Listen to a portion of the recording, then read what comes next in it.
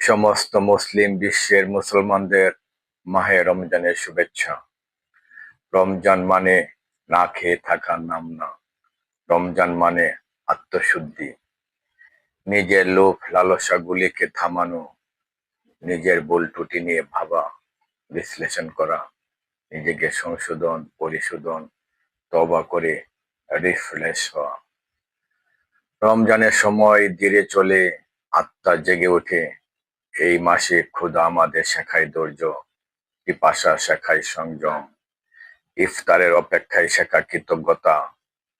রমজান আসে আমাদের ভুলগুলি সামনে ধরিয়ে দিতে, জিজ্ঞেস করতে আমরা আসলে কতটা মানুষ হতে পেরেছি। এই মাসে নামাজ শুধু ফরজ না, প্রয়োজন। কোরআন শুধু তেলাওয়াত না, পথ নির্দেশ। দোয়া শুধু চাওয়া না, আত্মসমর্পণ। রমজান বলে অহংকার নামাও, হিংসা ছাড়ো, ক্ষমা করতে শেখো। রমজান মানে সুযোগ, ফিরে আসার সুযোগ, শুদ্ধ হওয়ার সুযোগ, নিজের ভেতরের মানুষটাকে বাঁচানোর সুযোগ। রমজান চলে যাবে, আমরা কি বদলাবো?